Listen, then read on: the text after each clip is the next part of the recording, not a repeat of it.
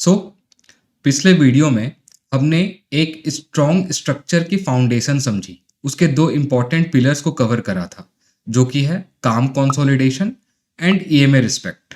But as a beginner हमें इस बात का ध्यान रखना चाहिए कि ऐसे काफ़ी सारे स्टॉक्स हैं जिसके कंसोलिडेशन काम होते हैं एंड जो अपने ईएमए को भी रिस्पेक्ट करते हैं।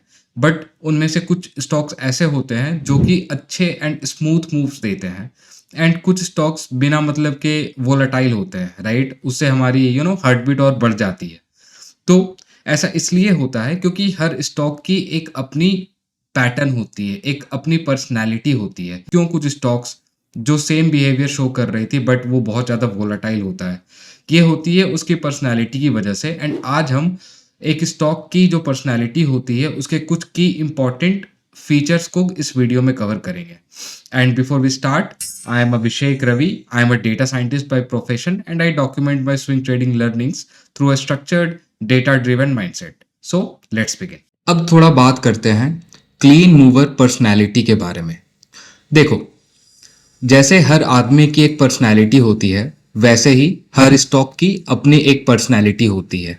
कुछ स्टॉक्स बहुत ही स्मूथली अप ट्रेंड देते हैं and without major pull back वो ऊपर की तरफ, उसकी प्राइस ऊपर की तरफ भागती है। वैसे स्टॉक्स में आप देखोगे कि पुल बैक्स कंट्रोल्ड होते हैं, कोई बड़े पैनिक कैंडल्स नहीं होते। एंड फिर कुछ स्टॉक्स ऐसे भी होते हैं जो रोलर कोस्टर की तरह बिहेव करते हैं। कभी बिना कोई रीज़न 6 to 7% की स्पाइक देते हैं, हाइक देते हैं, एंड कभी बिना वार्निंग 5 to 6% की ड्रॉप भी आ जाती है, जहां हमारे स्टॉप लॉस हिट हो जाते हैं। एंड एज अ बिगनर आप अपने आप से एक सवाल पूछो, आप कौन से स्टॉक को होल्ड करके रात को शांति से सो पाओगे? एक जो कंसिस्टेंट मूव देता है, और या दूसरा जो कभी सडन अप चला जाता है या कभी डाउन चला जाता है। ट्रेडिंग ऑलरेडी स्ट्रेसफुल है, इसलिए चार्ट्स को और स्ट्रेस देने की ज़रूरत नहीं।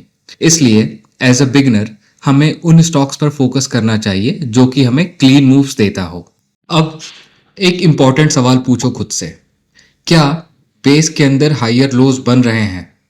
क्योंकि अगर हर डिप प्रीवियस डिप से ऊपर स्टॉप होता है तो इसका मतलब ये है कि बायर्स धीरे धीरे एग्रेसिव हो रहे होते हैं। क्योंकि जब बायर्स एग्रेसिव होते हैं तो वो प्राइस को नीचे गिरने नहीं देते, एंड ये एक साइलेंट स्ट्रेंथ होता है। इसके कॉन्ट्रैरी अगर बेस में लोअर लोज बन रहे हैं, इसका मतलब ये है कि सेलर्स अभी भी डोमिनेंट है एंड सप्लाई पूरी तरीके से एब्जॉर्ब नहीं हुई है। और एक पावरफुल चीज़ कि एक स्टॉक अपने रीसेंट हाई के कितने पास ट्रेड कर रहा है, क्योंकि जो स्टॉक अपने रीसेंट हाई के पास होते हैं वो यूजुअली फास्ट मूव करते हैं। ऐसा क्यों?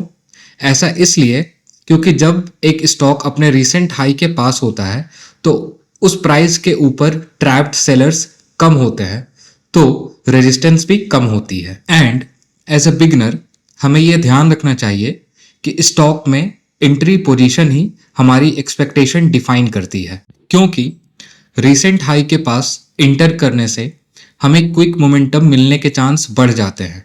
वहीं बेस में एंट्री लेने से हम बिग मूव्स तो कैप्चर कर सकते हैं, लेकिन उसके लिए टाइम और पेशेंस की रिक्वायरमेंट होती है, जो एज अ बिगनर हमें काफ़ी कम होती है। नेक्स्ट वीडियो में हम बात करेंगे लेयर 2 की, जो कि है वॉल्यूम। क्योंकि स्ट्रक्चर सिर्फ एक स्टोरी बताता है, बल्कि वॉल्यूम हमें ये बताता है कि जो स्टोरी हम देख रहे हैं, जो स्टोरी हम बना रहे हैं, वो सच है या सिर्फ एक इल्यूजन है। एंड अगर आपको ये वीडियो अच्छी लगी हो तो प्लीज़ चैनल को सब्सक्राइब कर लीजिए ऐसे ही स्ट्रक्चर्ड ट्रेडिंग कन्वर्सेशंस के लिए। एंड तब तक के लिए थैंक यू।